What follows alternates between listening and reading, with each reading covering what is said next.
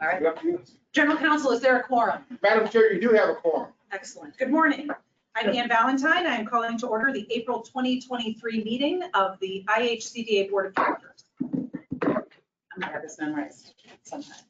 We are meeting pursuant to this board's policy for participation by members of the IHCDA Board of Directors in board meetings by simultaneous electronic communication. This means that only 3 members must be physically present at the site of the meeting, and the remaining members may call in. There will all be an audio feed for the general public so that members of the public can listen to the meeting, and there will be a link to a video recording posted on IHCDA's website next month. At the time the motions are being made, each board member that makes a motion must state his or her first and last name for the record. The votes will then be tallied by roll call. I will now take a roll call of the board members to confirm members who are present and their location, so please state your location. I'm Ann Valentine, designee for Lieutenant Governor Susan Crouch here in the room. Mark Pascarella, designee for State Public Finance Director Dan Hughey. Present in the room. Avi Reddy, designee for Treasurer of State Daniel Elliott. Present in the room. Board member June Midkiff. Not present. Board member Andy Place Sr. Andy Place present, remote. Thank you. Board member G. Michael Shopmeyer. Present in the room. Board member Tom McGowan. Present in the room. Great. First item on the agenda is the approval of the minutes from the March 2023 board meeting. Is there any discussion of the minutes? Any changes? Move for approval. We have a motion from Mr. Schotmeyer. Present in the room. Mark Pascal, second. We have a motion and a second. I will now take the roll. Mark Pascarella. Aye. Avi Reddy. Aye. Andy Place. Aye. Michael Shopmeyer. Aye. Tom McGowan. Aye. Ann Valentine, aye. Motion carries. Next, we have Peter Nelson, who will present the Development Fund update. Morning, Peter. Morning, board. I am here this morning to update on the most recent development fund award that we made through our delegated authority gap policy. I do also want to update on the Housing Trust Fund award. Just as a reminder to the board, these gap policies were approved in November of 21 to give IHCDA's Deputy Executive Director and Chief Real Estate Development Officer the delegated authority to make these awards to projects that were seeing cost increases due to the negative impacts of COVID. So these policies have been extended at least a time, maybe twice. But as of March 31st, both of these policies have expired. So this update is going to be my last on these policies. This development fund award that we awarded most recently was the last in our pipeline. So Exhibit A in your board package should have the list of all of the awards made through this policy, and I'll go over those a little bit after I cover this most recent one. But since the last meeting agenda was finalized, we did award College Hill Apartments 2 in Valparaiso an award of development fund of $120,000, and that is going to Housing Opportunities Inc. So that is the last award that we've made through our development fund policy. If you do look at Exhibit A, Housing Trust Fund awards are on the top of that. Does the board have the Exhibit A? Yes. Okay, great. And then we can see on the bottom the development fund awards. So through the Housing Trust Fund policy, we were able to fund 7 projects, give them some additional funding, just over $3 million. And then development fund, we were able to fund 6 projects, give them an additional amount, totaling just over $2.3 million. It's not in the packet, but I did want to make the update. I added up. So it's a total of 449 total units across all these projects that we were able to keep moving forward and get these housing units created. So with this additional funding, we are keeping these 449 units moving forward and on track to be up and running and remain in our affordable portfolio for a long term. So that's very exciting, and I'm happy to take any questions that the board may have. One question. So you're no longer going to continue that authority or policy to provide these additional funds. Does this really take care of the projects that were in queue that may experience increased costs? Does this kind of complete where we are versus new projects that have been submitted with modifications with higher costs? Are there any projects that are going to get caught in between, I guess is my question, that wouldn't be able to benefit from this? Yeah, that's a good question. I think we took that under consideration, seeing just when the projects came in. Yeah, just timing. to Get funding. Initially when we started these policies, we saw a couple come in right away. They were ready. They knew they had a gap and they needed some. And then we saw a good chunk kind of in the middle. And then since then, we saw just really a trickle of the policies. One of our extensions of the policy added a year to the projects when they initially received funding that we could award gap policy funding to. So we had seen really just one of those projects come in for additional funding. So we think going through this that at this point, there aren't going to be any additional that we've already funded that would need additional funding through this policy. And we've taken some steps through other means and just, at this point, knowing what these are and being able to anticipate any further applications that would come in for funding sources would not need access to these funds. Got it. That answered your question. Thank you. Yes. All right. Thank you. Thanks. Next, please welcome Hayden Weisinger, who will now present the TCAP monthly update. Good morning, board. I have a new update for you for TCAP. We're here for the update. Since the last board meeting, we had 3 new awards or projects awarded a TCAP award, each of $500,000. Those projects being Stanley Terrace in Plainfield, 46 Flats in Indianapolis, and the 25 in Warsaw. This brings us to 38 projects that have been approved for TCAP funding, with a total of just under 17 million, leaving a balance of roughly 3 million still available to award for additional projects needing TCAP financing. An update, there's no action, but any questions? Any questions? Just one quick one. How many units then is with the total TCAP then of funded through that roughly 17 million, that additional 17 million? I don't know. I don't believe we know that right off the top right. Okay. Certainly able to figure that Sure. out. I know that. I don't believe that's something we necessarily tracked. I think with Peters, it being the end of that. Sure. For looking that up, but yeah, we could definitely figure that out. Thank you. Great. Nothing else? All right. Now Hayden's going to present the Mullen Flats Forge memo. Yes. We return to the topic. Yes. As you might remember, we came to you last month with the Mullen Flats Development Fund loan request, and we did not take a vote on that table discussion until this month as we went and gathered some additional information pertaining to closing and looking at some updates to the policy pertaining to additional gap financing. As a recap, Mullen Flats reached out to IHCDA in June of 2022 for gap financing due to rise in construction costs. At that time, they received $500,000. They received $500,000 in housing trust fund through the gap financing policy.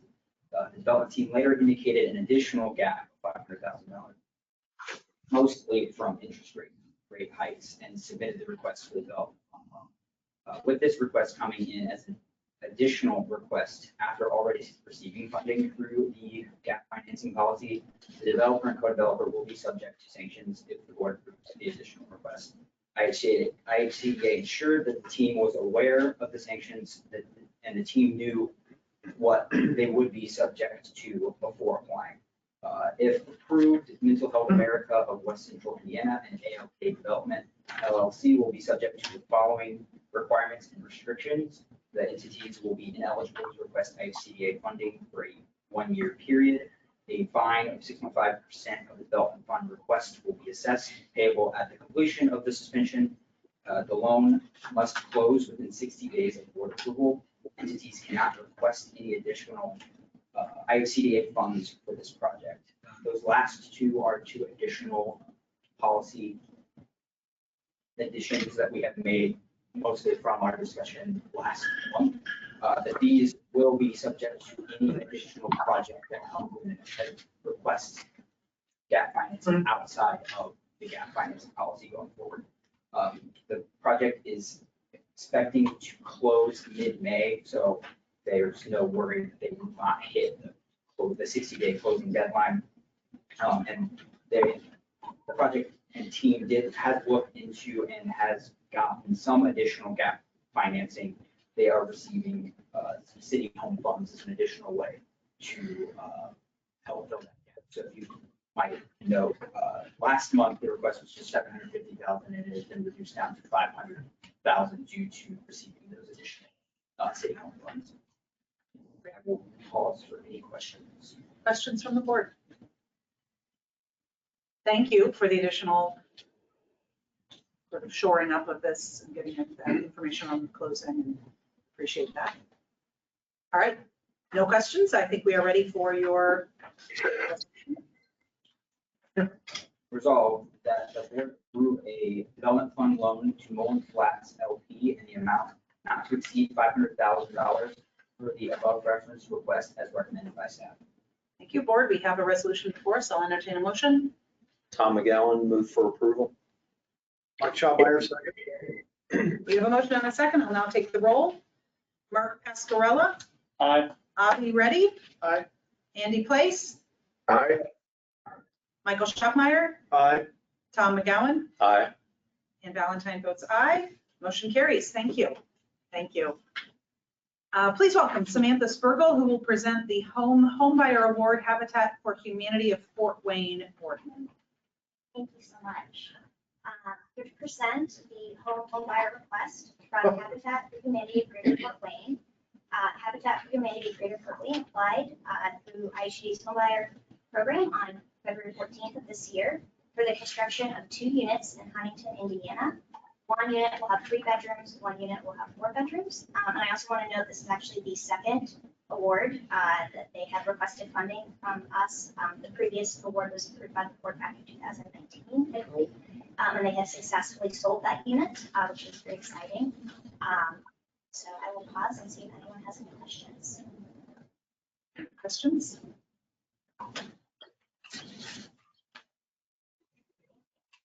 Staff respectfully requests the board approve the following resolution. Resolve that the board approve awarding home funding in the form of a grant in an amount not to exceed $124,509. Habitat for Humanity of Greater Fort Wayne Incorporated as recommended by staff. Right. Board, we have a resolution. I'll entertain a motion. Andy Place, motion for approval. Motion, do we have a second? Mark Pascarella, second. We have a motion and a second. I'll take the roll.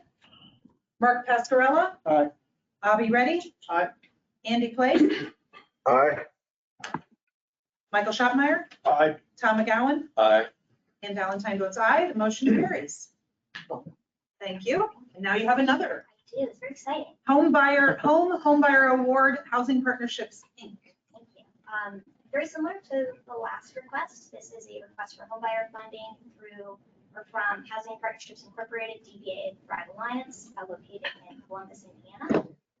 They applied for funding on January 10th for the rehabilitation of 1 unit in Columbus, Indiana, which will have 3 bedrooms. This is actually our first rehabilitation unit we've done under the program. So very excited to go down this path with Thrive. In addition, this is also their second award from IHCDA under this program. They're actually working on closing on their first unit, hopefully this month. So we've been working with them to get all the documentation in order. I also want to note that they are certified in IHCDA, that is the Community Housing Development Organization, which allows them to retain any proceeds that they may have on the sale of the unit. And this would be our 7th CHODA award under this program as well, which is very exciting. Pause there, see if anyone has any questions. Any questions? What's the total amount that's able to be drawn from on this program? So the maximum award that we will give back is $500,000. We generally hold around $1 million each year under our home program, and I do a carryover from the year before. So currently, we have just over $1 million remaining through this program year, which would then end on June 30th. And roll over. Thank you. So we're not using it every year. We have not. However, that being said, we have seen a substantial increase in probably the last 12 to 16 months of applications. To date, both of these awards, we will have funded 53 units of home buyer since we relaunched this in the middle of 2018. The majority of those awards have been made probably in the last 16 months. And I have 2 more applications that I'm currently reviewing. So I think that pipeline has increased substantially, and I do think that there is more of a demand for this money, which is really That's exciting, really great. All right, I think I just want to make sure, Andy, can you still hear us? Yes, I can. Okay, we just lost the video on the screen here, but I think everything else is working all right. I just wanted to confirm. Okay, I think we are ready for your resolution. Wonderful, thank you. Staff respectfully requests the board approve the following resolution. Result of the board approve awarding funding in the form of a grant in an amount not to exceed $98,682 to Housing Partnerships Incorporated DBA Thrive Alliance as recommended by staff. Thank you. We have a resolution before us. I'll entertain a motion. Tom McGowan moves for approval. We have a motion. Do we have a second? Mike Schottenheimer, second. We have a motion and a second. I'll take the roll. Mark Pascarella, Aye. Avi Reddy, Aye. Andy Place, Aye. Michael Schottmeyer, Aye. Tom McGowan, Aye. and Valentine votes aye. Motion carries. Thank you, Samantha. Next, we have Greg Glassley, who will present the Weatherization Services Board memo. Sorry. Good morning. This is regarding the Weatherization Assistance Program. That's currently, the territory consists of 6 counties. It's currently being administered by Community Family Services, so CFS. Those counties are Adams, Blackford, Huntington, Jay, Randolph, and Wells. So what we do historically, throughout the years, we'll look at different data metrics just to kind of see how counties are being serviced, and are they being serviced with the efficacy, efficiency that we want, making sure that all Hoosiers get access to it. We've seen a decline over the last several years of production in these 6 counties, and so it's kind of given us pause. We gave some additional training and technical assistance to that group to keep them afloat a little bit more. And then they had 2 of their employees kind of resign this previous year, and at that point we decided that in order to really administer those, the program efficiently, we needed to rebid the territory. So on March 6th, we put out a request for proposals that was due on April 10th. So we received 2 proposals back, both by agencies that currently administer weatherization assistance program just in different counties. So we did in our RFP suggest that you're free to kind of go for a bid for all counties. A couple counties, we just wanted to make sure that every county was covered. So after we received those 2, we had a group of 4 individuals that kind of went through those proposals. Even though there was only 2, we did want to make sure that they were being, that all of them were up to, that we were confident that their proposals were strong enough. So we agreed that both of those proposals were strong enough. Their suggestions on how they were going to administer it, we were confident with. So that's where we're at today. So any questions before I move on? Questions? Okay. Staff respectfully requests that the board pass the following resolution. Resolve that the board approve designation of interlocal community action program for Blackford, Jay, and Randolph counties, and Bright Point for Adams, Huntington, and Wells counties as the weatherization assistance program local service providers as recommended by staff. Thank you. Board, we have a resolution. I'll entertain a motion. Motion for approval, Andy Place. Thank you. We have a motion. Do we have a second? Mike Schottenheimer, second. We have a motion and a second. I'll now take the roll. Mark Pascarella, Aye. Avi Reddy. Aye. Andy Place, Aye. Michael Schottmeyer, Aye. Tom McGowan, Aye. and Valentine votes aye. Motion carries. Thank you very much. Thank you, Greg. Next, please welcome Rachel Sample, who will present the Emergency Solutions Grants for COVID-19 Final Relief Allocation Board memo. Good morning, board. Good morning. I appreciate the time today to speak with you about the Emergency Solutions Grant for COVID-19 ESGCB final allocation approval. Since ESGCB funding was provided by HUD to IHCDA beginning in April of 2020, IHCDA and our subrecipients have effectively administered this funding, and at the beginning of this month had spent those dollars down, as you can see in Table A, at 85%. In recognition of the effective utilization of this funding, HUD provided an additional allocation back in September of 2022, excuse me, you'll notice that typo, apologies for that, of $457,933.94. And we are here today to request your approval of that final allocation to subrecipients that you'll see in Table B. Just a quick review of the process that we utilize to select these subrecipients. In anticipation of probably receiving additional funding, since we were notified by HUD that it was a likely possibility, in July of last year, we accepted requests for additional dollars from current subrecipients that were eligible for additional funding. We provided budget template with narrative sections and requested a response within 30 days at that time. All those requests were reviewed for eligible expenses, and we then reviewed the subrecipient history of compliance with the grant, and that they had a history also of submitting accurate claims and timely claims on their past awards. Subrecipients were also reviewed to make sure that they had also previously received this funding, so they had also a history of successfully administering these grants in the past.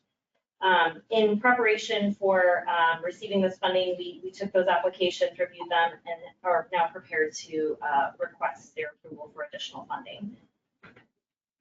You'll see in Table B the list of organizations in their region. All of these organizations are emergency shelters who have requested these dollars to support their shelter operations and provide emergency services such as case management, food, and obviously shelter for individuals experiencing homelessness.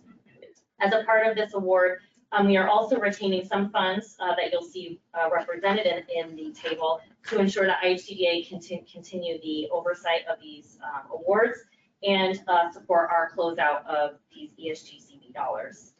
I'll now take any questions. Do you have any questions? Yeah, do you have a final date when you have to disperse the remaining funds? Yeah, so this $457,933.94 must be spent by June of next year, but we anticipate that to be spent much quicker, and we're planning for a closeout of December of 2023.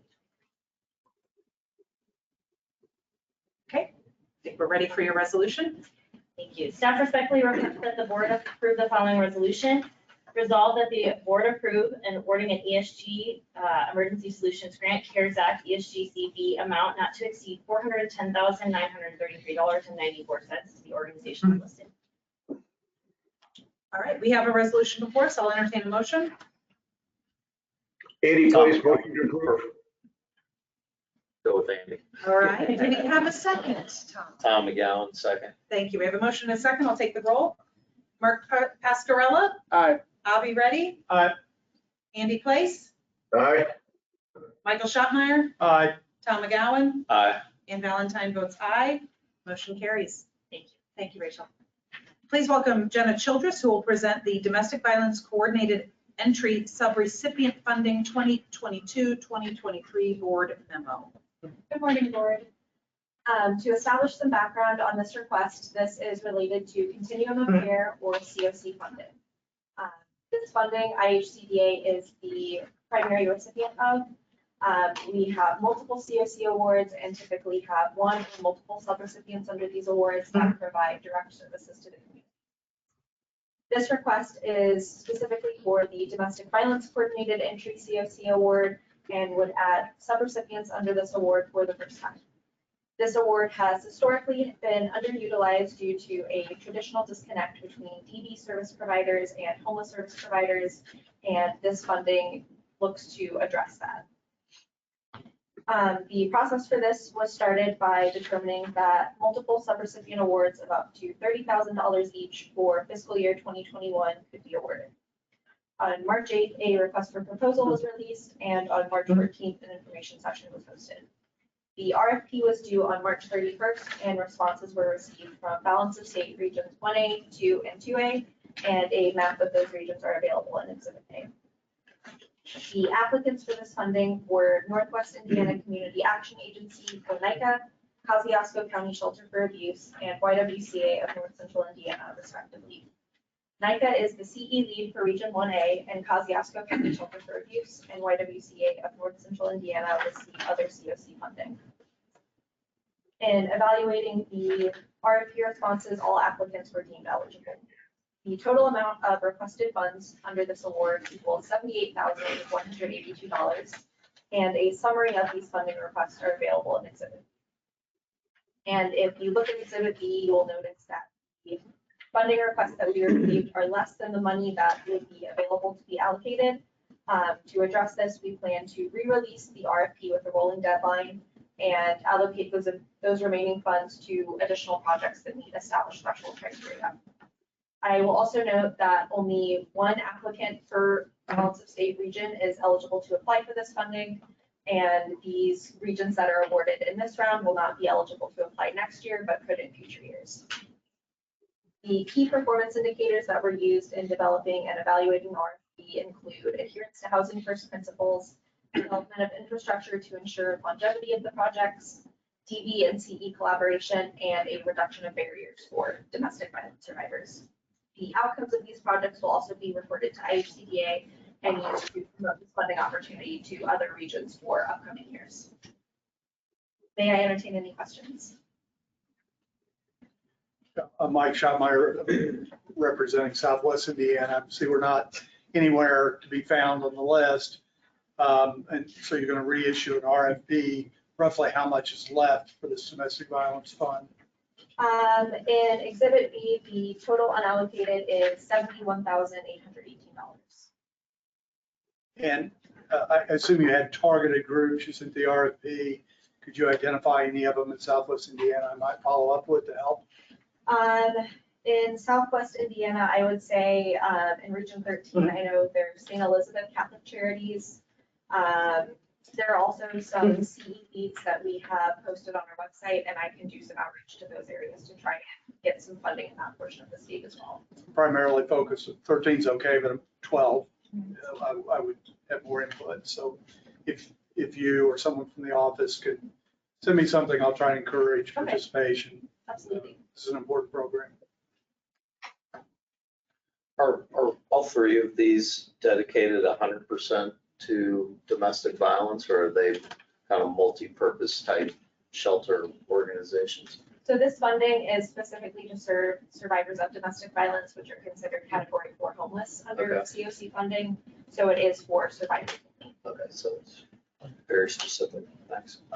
I know in Southwest Indiana, the YWCA is focused, I think does very well on that. So you might look and see if they've been one of them in Southwest Indiana, particularly in Evansville, but they serve multiple counties in the toe of the boot, if you will.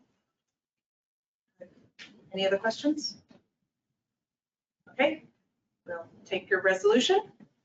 I have two resolutions. So the first one, resolved that the board approve COC funding requests in the amount of $78,182 for the Domestic Violence Coordinated Entry Award for the grant term beginning May 1st, 2023 for the organizations listed in Exhibit B as recommended by staff. Board, we have a resolution. I'll entertain a motion. Mike Schottmeyer, move for approval. Tom McGowan, second. We have a motion and a second. I'll take the roll. Mark Pascarella. Aye. Abby Reddy. Aye. Andy Place. Aye. Michael Schottmeyer. Aye. Tom McGowan. Aye.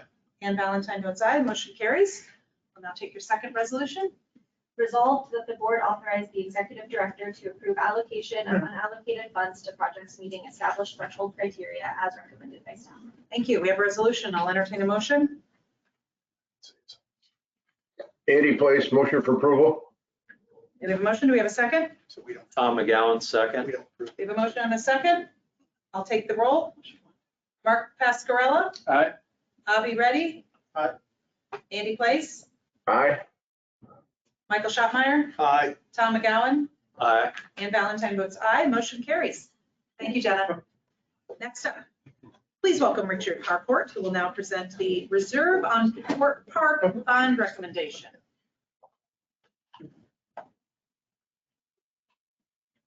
Madam Chair, Board, good morning. I have two different projects to ask approval for. Again, we're asking for the issuance of tax exempt indebtedness for both of these projects. Both of the financings are non-recourse, don't sit on our balance sheet. The first, as the chairman noted, is Reserve on Park project.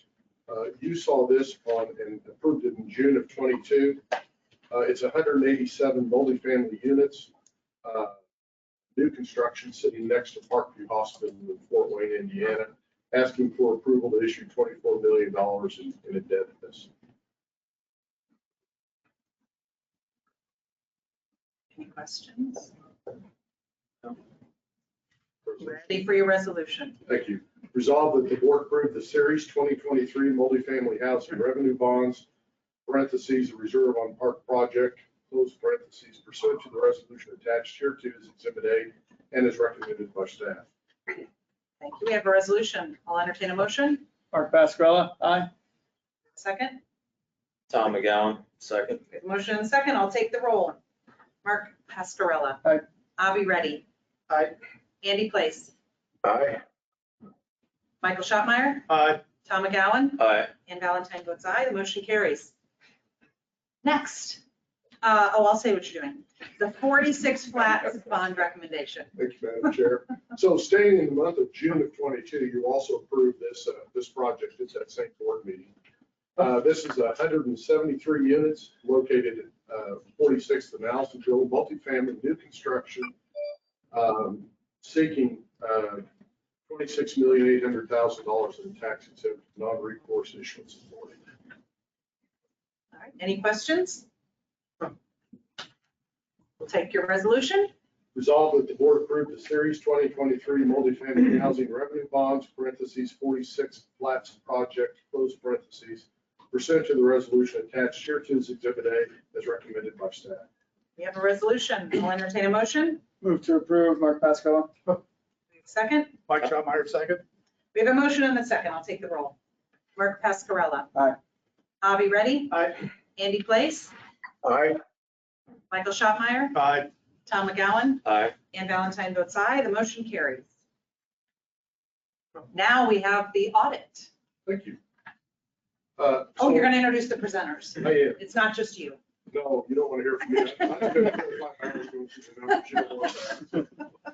So we're here to seek approval of both the fiscal year in 2022 financial statement audit and the single audit. And my role in this is to introduce our auditors for this, formerly known as BKD, who are going to present the results of the audit. And I'm going to introduce Andy Wenzel here in just a moment. And then I think we're going to turn it over to the audit committee for their comments around the audit. And then I think Mark will lead us in a resolution for approval for that if acceptable to the board. I would like to thank Forbes for their work. They've audited us for several years. Trust me when I say they are thorough, and we appreciate their work and their diligence and the consultations we're able to have with them throughout the year. We also appreciate the work of the audit committee, right? This is not the most exciting committee that folks sit on, and yet you folks show up and ask good questions, and we appreciate that immensely. So with that, I'm going to turn it over to Andy Wenzel from Forbes. Thank you. Good morning. Morning, thank you, Rich. And I will be brief, so I'll steal Mark's thunder, but Andy Renzel, partner with Forbes here in Indianapolis, helping our public sector practice. We did meet with the committee last Friday, so I'm going to keep my comments pretty brief and for good reason. So we have issued a clean or unmodified opinion for the financial statements, both on the financial statement audit, as Rich talked about, and then your single audit, which is an audit for federal awards, which is, again, very significant. We had no material weaknesses. These are all good things. So no material weaknesses. We had no material non-compliance, and no material findings, really no findings at all. So again, it doesn't get much cleaner than that. So again, we do want to acknowledge your audit committee for their time last week, but really your management team, as well as your operations team. We're just talking about a lot of our work is getting out of the details and working with the program folks. And they've been busy for the last couple of years. The federal expenditures you had in 2022 that were subject to our audit was just over $750 million. If you look back kind of pre-COVID in 2019, we spent about $380 million. So again, a big increase here these last couple of years, and you all have adapted well and done a really nice job. The procedures we're required to do are very prescriptive, so don't have a lot of latitude on what we're required to test. So have no material non-compliance and really no findings at all is commendable during this time. So I'll open up the questions. But again, I think Mark's going to walk us through a little bit of the details with the committee meeting last week. Questions? No? All right, you're up, Mark. Perfect. Thank you very much. I will just keep my comments brief here because obviously you could have looked through the documents and looked through the financials. But I want to hit some of the key points that I think the audit committee talked about. Number one, we had a change in accounting. We obviously have a new accounting person coming aboard. That's always a possibility for some problems or transitions. So when we hear that we have a clean opinion, no material weaknesses, that means that transition was successful. So I'm very happy to see that. I know the rest of the audit committee as well, because it's very important because it comes back to the fact, and then point number two is there's a lot of money coming through IHCDA, and especially due to COVID.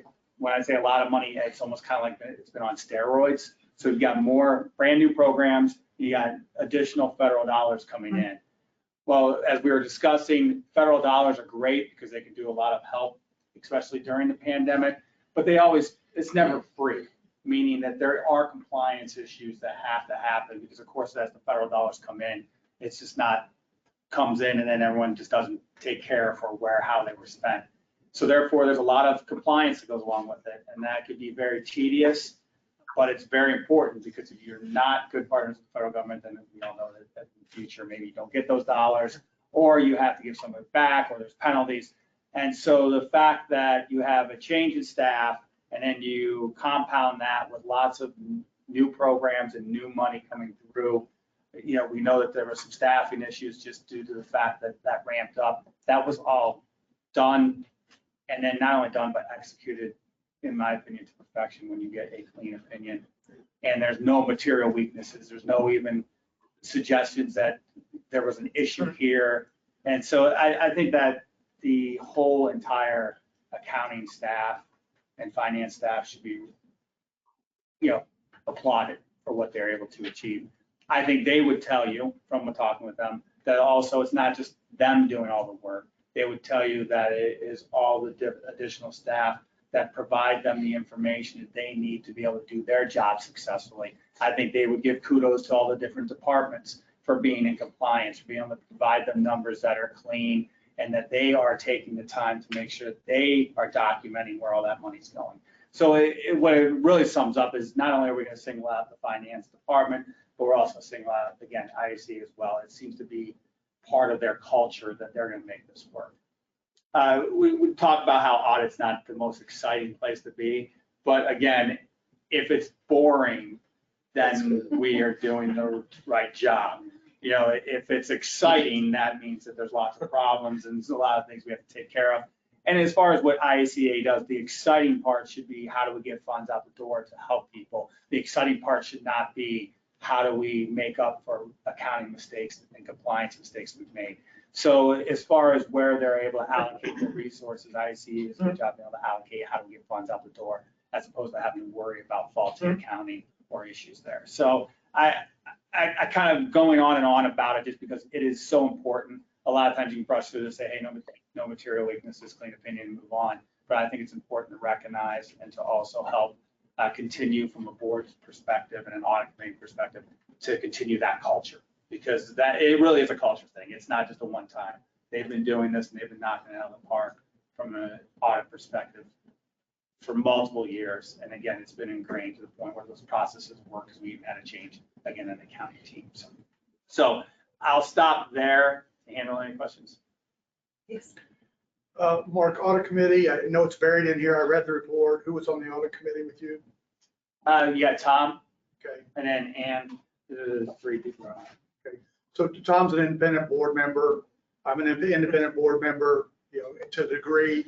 That's very, very important. I'm putting it in the record. I don't think people understand how important boards like this are that have independent folks. We don't get a paycheck, Tom and I don't. We look at this because we love our state and we care about our state. So I want to commend the committee for their work. Most importantly, commend the staff for a clean report. I mean, that's the most important thing I probably read as a board member serving here is this report. Okay, probably the most important thing. Tom's in business, I'm in business. I'm a government lawyer, but at a local level, not very little at the state level, certainly nothing with this agency. So we're independent, Andy's independent, June's independent, but it's really important, and that's what we're here for. And I don't think the public understands how important boards are at city level, county level, and state level, because we do this and we watch closely what the auditors do. And directly, we selected the auditors, and an outstanding firm. They too are completely independent. So one question I have that I couldn't find in here, and I should know the answer, Mark, you'll know off the top of your head, or Rich will know, or certainly Andy will know. On these federal programs, we ramp up from 380 million to 700 million. We know how tough that was on Jake and the team. Were we able on the staffing on those funds to get some reimbursement of all of our added costs for administering that, almost doubling our size during COVID? Yeah, I'll allow them to answer that, but I do know with the federal programs, typically they do allow for, administrative funds to be used as far as percentage and as far as whether or not they were made whole on that. My guess is that they would tell you that they fall short of being made whole for the time that they have to put in, but at least they do get something, but I believe that's prescribed by the government per program on how much they can use for administrative. Yeah, each of the federal programs has no dedicated amount for administrative and operating expenses.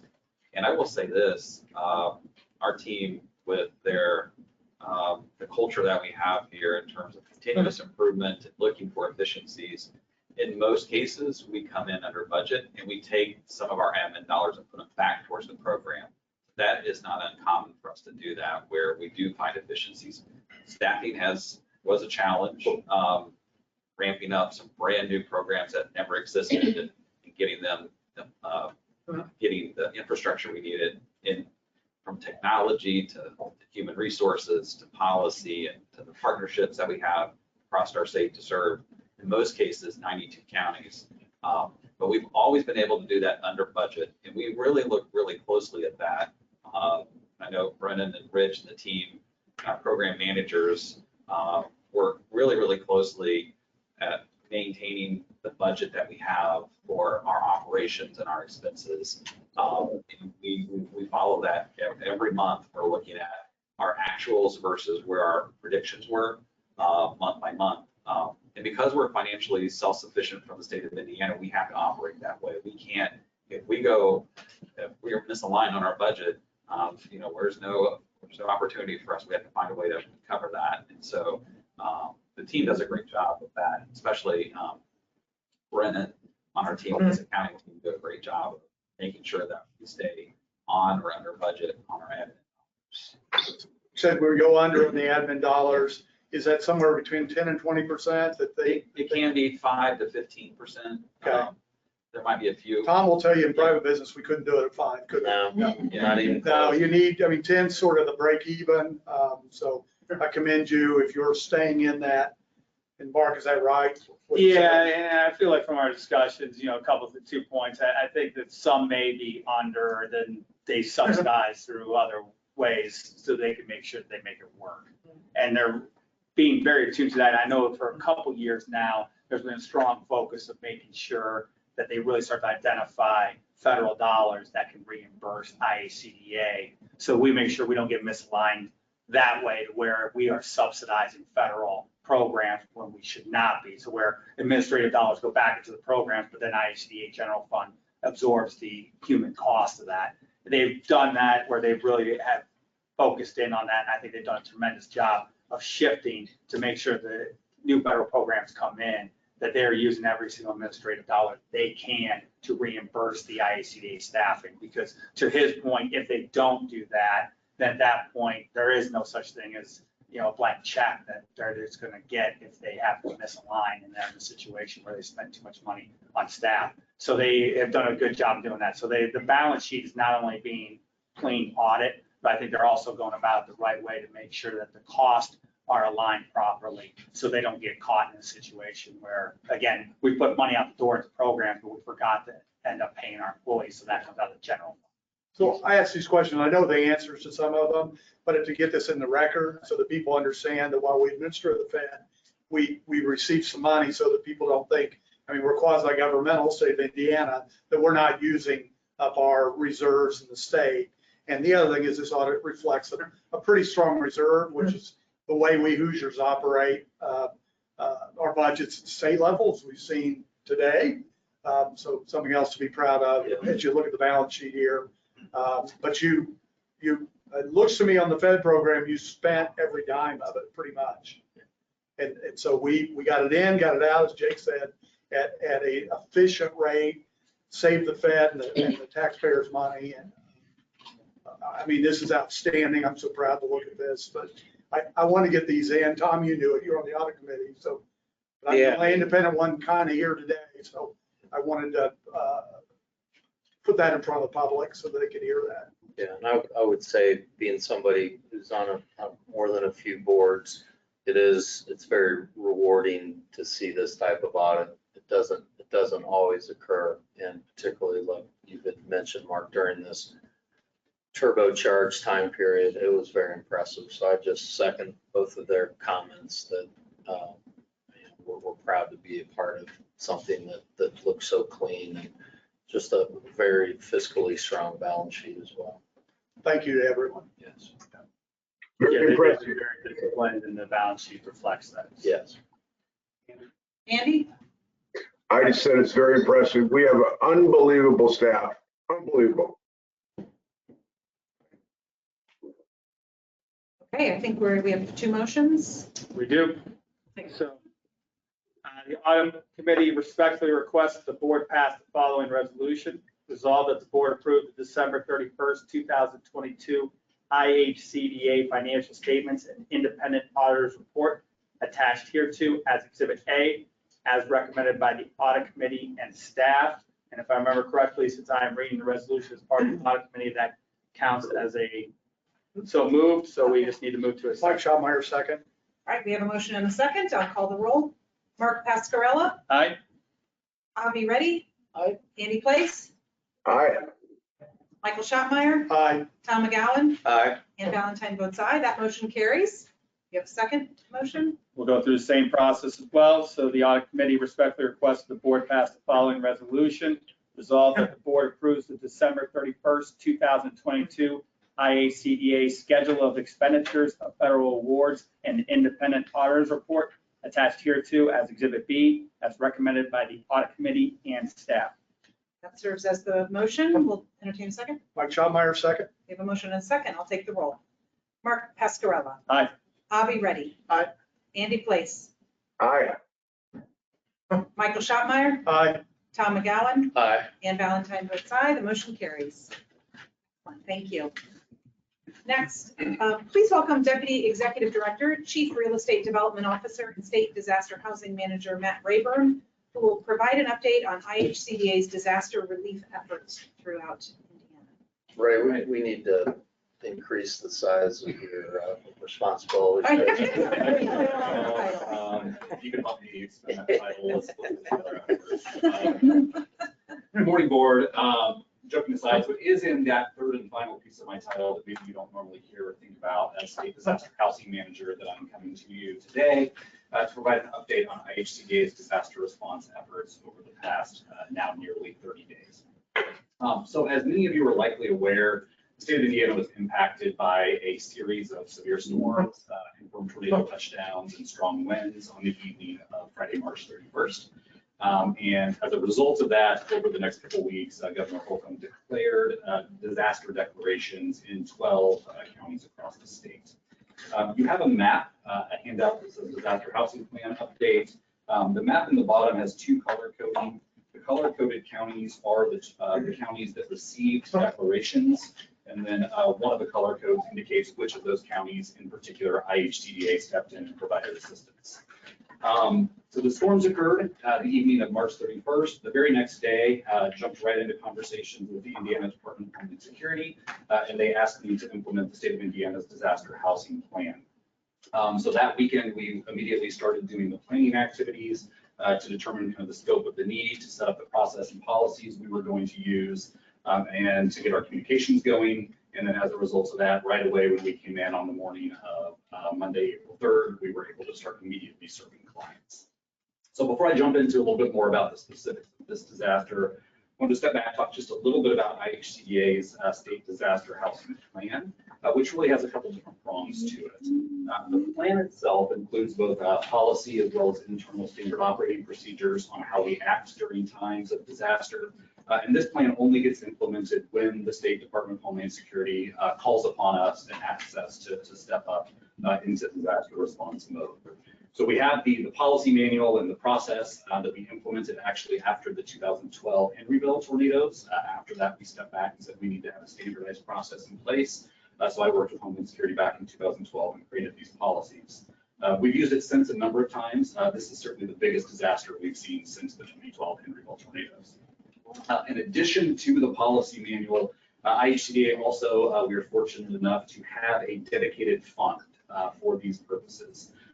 In the past, we'd hold a little bit back in the budget each year as a contingency, but over the last year, we were able to establish a true fund that is set aside for nothing but this purpose. And we call that the Emergency Housing and Disaster Recovery Contingency Fund. We did create a policy for that contingency fund last year, and one of the express purposes of the contingency fund is to step in and implement disaster response when we're asked to by Homeland Security.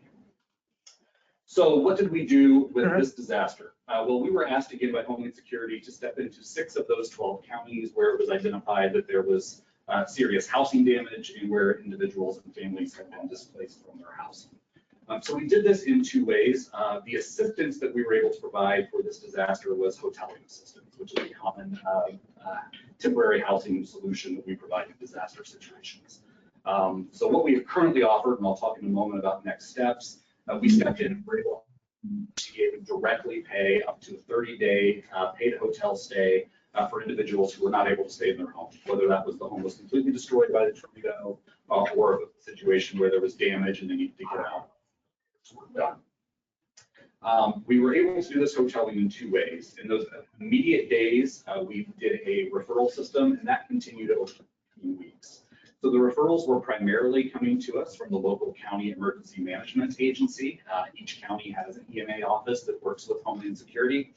So those county EMAs were able to refer clients to us that they were working with, certify that they were displaced, and we would immediately step in and start working on the hoteling of those households. A few days later, starting on April 6th, the state of Indiana launched 2 one-stop shop sites. One-stop shops that we've been doing actually since back in 2008 with the flooding at that time. And the one-stop shop model is really kind of what it sounds like. It's one location in a highly affected community. So 2 are set up, one in Sullivan County and one in Whiteland in Johnson County. Those are the 2 areas of the biggest damage to individuals. So at these one-stop shops, the idea is that an affected person can come in and get services from multiple agencies in one place instead of being bounced around, having to make a bunch of calls, go to different places. So the Indiana side, that included services like IHCDA sitting there. Our team was manning these shops over a period of 9 days. They were 10-hour days at the shops, and we made sure we had at least 2 staff on hand at all times at the shops. So we were providing on-site hoteling assistance, as well as for individuals who needed help looking for new housing. We were providing housing navigation services to help them find housing options. Other agencies there included groups like FSSA was providing replacement food stamps for individuals who lost food. The Department of Health was there providing tetanus shots, reprinting birth certificates, death certificates. BMV was there reprinting titles, reprinting driver's licenses, etc. And then there were a variety of volunteer organizations like the Red Cross, Salvation Army, etc. So these really were robust service centers where individuals could come in. They would go through an intake process with Homeland Security staff, assess their needs, and then send them to the right agencies. over those 9 days and those 2 one-stop shops, as well as the remote referrals we were getting from the emergency management agencies and their nonprofit partners, we ended up, I'm not going to go through all the numbers, but on the plan here, you'll see we go county by county and then aggregate. I'll just walk through the aggregates and I'll provide a quick update. We've had one more household referred to us in the last week.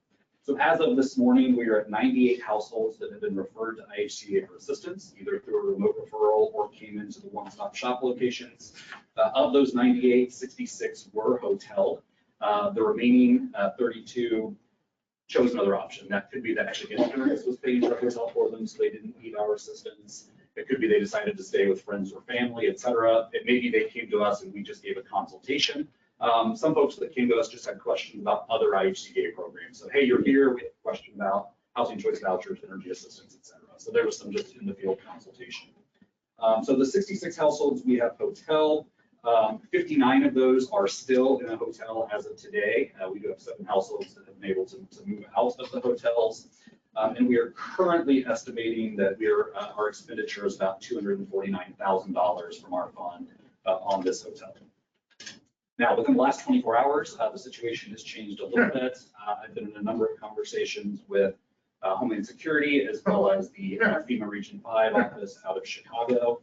FEMA and Homeland Security have asked us to do an extension and allow up to 15 more days per household in the hotel to buy them 2 more weeks. Most of the households' hotels are set to expire midweek to late week next week right now. We have agreed to do this for the remaining 59 households still in hotels. We'll offer up to an additional 15 days, so that will be a 45-day total. And the reason we're doing this is twofold. One, to provide households a little more time to figure out next steps, but also during the next 2 weeks, FEMA Region 5 and Indiana Homeland Security are doing a big push to get all these households signed up and approved for FEMA individual assistance. So they'll start to receive direct federal benefits to help them with next steps, repairs, paying for rent, new unit, et cetera. So when I ran some projections this morning, based on the number of households that are left, if all of them took the full additional 2 weeks that we're going to offer, we would assume about another $120,000 in expenses. So that would get us up to a max of about $370,000 from the contingency fund, which has about $8 million. So we have ample funds to provide this additional hoteling assistance. Before I open up to questions, and I'll be happy to chat more about anything on your mind about this disaster, I would be remiss if I didn't give a few shout outs and kudos to staff. This was truly a team effort. I'm not going to be able to mention everyone who was involved. Throughout the whole agency, we of course have the accounting team making sure our credit cards that we're putting these hotels on are paid off and we have the appropriate balance. And then we have the staff who are out at the one-stop shops, et cetera. But did want to call out just a few people. Zach Gross and Jeff Zongalowitz on my team were my 2 co-leads on this initiative.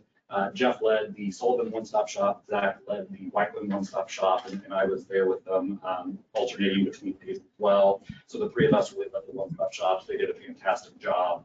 They had both worked on a previous disaster back in 2018 with me as well. Back in the office, we had 3 staff, Danny Monahan, Chris Adkins, and Stephen Ed, who were taking the lead on our remote work, processing remote affidavits, doing calls with hotels and individuals. And they will be working over the next few days, that group of back office staff, on calling the hotels and the hotel households to figure out the 15-day extension. So that team has been fantastic. And then finally, I wanted to call out Ian Hauer, our Director of Marketing and Communications. He did a lot of work with me. Often we were talking late at night to make sure that our communications were good, whether that was getting messaging out to constituents or getting necessary reports and updates to Homeland Security, the governor's office, et cetera. So our comms team did a fantastic job as well. With that, I'll open up to any questions. Not a question, just an observation. Thank you. Thank you to you and your team. We don't often, the work that the agency does is sometimes longer term when the action to results. And this is like hit the ground running and it's vital. People need a place to go. So thank you. Just so impressed by how quickly and well positioned you were to jump in, and never had a doubt when I heard from the governor's office that IHCDA was participating, that you guys had it well in hand. So thank you to you and your team. Much appreciated. Anything else from the board? I think the fact that we have a contingency already going. Just again, it states that we will be there. We got the money to do it.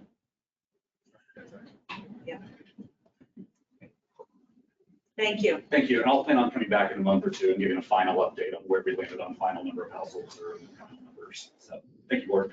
Thank you. Okay. I Give know. an update on this. Great audit, great team working in the emergency disaster response. So, well, so there's a lot for me to do. I'll try. Okay, thank you. You're going to give your executive update. I know. Say it Yeah, officially. Exactly. Yeah. Well, one thing I do want to recognize our team, our homeownership team.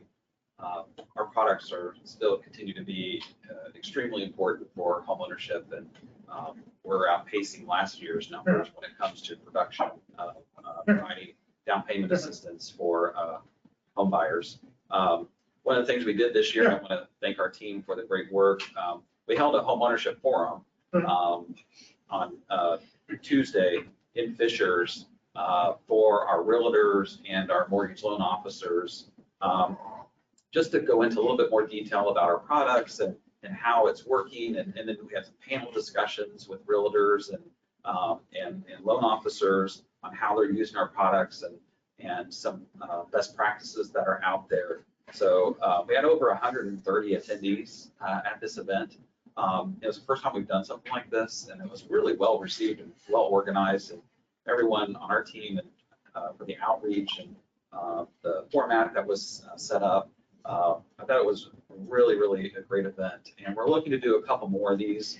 It'll be good to know Mike are looking in Southwest Indiana, potentially down to Evansville. Their team's going down there tomorrow to actually look at a venue.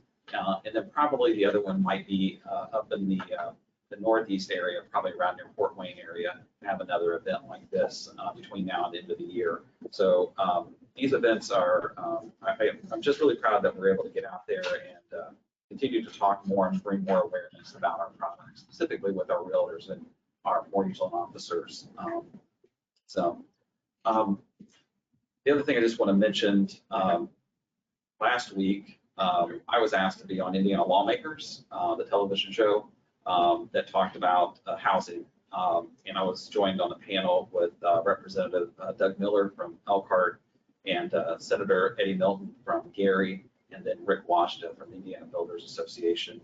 We joined the show and talked about the challenges of housing across our state, and then some of the role that IHCDA has played in our area within our mission of how we can help with supporting creating new housing or preserving that existing housing that's out there. And so just want to make the board aware of that. And we can watch it, even though It it's is. the original airing. It's available on. That's You'll send us a link. I can send you a link. It is on their website. So I'll make sure I send that link out. So yeah, it's good to know that this conversation around housing continues. And our agency is, right in the middle of all that, which we should be. We need to be a part of that conversation, especially on the affordable side. So lastly, I think on each of you, you'll see, we are planning to go on the road. I mentioned last week for a couple of our board meetings. And the first one's going to be on June 22nd. And we'll be in East Chicago. Harbor Square is an existing tax credit property that opened about 2 years ago, I think. So we'll be in East Chicago on June 22nd. We have it scheduled for 10 a.m. Central Time, which is 11 a.m. Eastern Time. If the board's okay with that, we'll just go with that time, or we can adjust and go back to 10 a.m. Eastern, which would be 9 a.m. Central Time. But that's our plan to be in East Chicago. And then we've also have 2 more sites in August. Board meeting will be in Sheridan. It's at the old Sheridan High School, which is now affordable rental housing. The old gymnasium is now a community event center that's part of the property. So we'll be in the gymnasium at Blackhawks Commons. And then on October 26th, we'll be in Corydon, at the Corydon School that has been converted into senior housing. And again, we're going to use their gymnasium that's now part of a community center at the Corydon School Senior Lofts. So that's the schedule. I just want to make the board aware of those 3 upcoming on the road board meetings that we have. And we used to do this before the pandemic, and it is very rewarding to actually see our properties and the impact it's having on communities. We even have residents come out and want to be part of the board meeting as well. So looking forward to seeing that as well. So. Any questions for Jake? Okay, Good work, Jake. so any other additional business to come before the board? Madam Chair, I will be eventually sending out some travel information for the board as it pertains to these remote board meetings and what you can do to get us to help you get there and stuff like that. Secondly, we do have some documents, as always, that we'd like for the board to stick around for a couple of minutes to sign, and our board secretary will come around with those for you to sign. Great. Thank you. Thank you. Hearing no other business. Do I have to get a motion to adjourn? The meeting is adjourned at 11:07. Thank you.